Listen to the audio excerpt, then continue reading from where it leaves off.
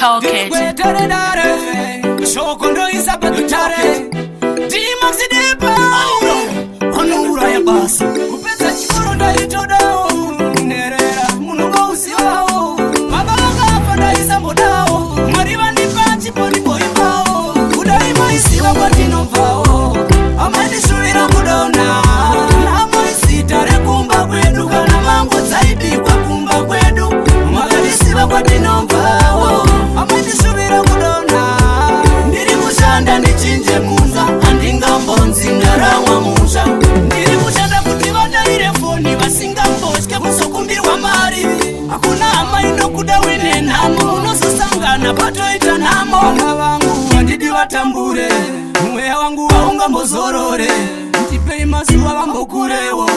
Hakuna anga zumbo batalirewo Udaima isiwa kwa tinovao Amadi shuira kudona Namo isitare kumba kwedu Kana mango zaidi kwa kumba kwedu Magadi siwa kwa tinovao Amadi shuira kudona Ndiri kushanda nichinje muza Andinga mbonzi ngaramwa muza Uhaitengesa chairo Upenyu wengano Kuita sana turo Mwari wangu iswai muteuro Nditaure rurimi vandisa chirauro Ndaise muteuro kwa muri mesia Ndini disayamba mwea muchanisiva Ndirangarire ibaba zegoreria Makatani kakwitse baba nenzara ndasiya Udaima isiwa kwa tinovao Amadi shuira kudona Namo isitare kumba kwedu Kana mango zaidi kwa kumba kwedu Magadi siwa kwa tinovao Amadi shuira kudona Ndiri kushanda nichinje muza Andinga mbonzi ngaramwa muza Ndiri kushanda kutivada ile foni Vasinga mboshke kusokumbirwa mari Hakuna ama inokuda wine namo Unososangana pato ita namo Wana wangu wandidi watambure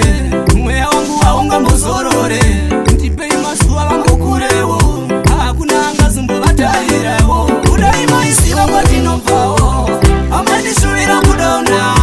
Namo isitare kumba kwedu Kana mango zaidi kwa kumba kwedu Magadi siwa kwa tinovao Amadi shuira kudona Ndiri kushanda nichinje muza Andinga mbonzi ngaramwa muza Uhaitengesa chairo Upenyu wengano Kuita sana turo Mwari wangu iswai muteuro Nditaure rurimi vandisa chirauro Ndaisa muteuro kwa muri mesia Ndini disayamba mwea muchanisiva Ndirangarire ibaba zegoreria Makatani kakwitse baba nenzara ndasiya Udaima isiwa kwa tinovao Amadi shuira kudona Namo isitare kumba kwedu Kana mango zaidi kwa kumba kwedu Magadi siwa kwa tinovao Amadi shuira kudona Ndiri kushanda nichinje muza Andinga mbonzi ngaramwa muza Talk it.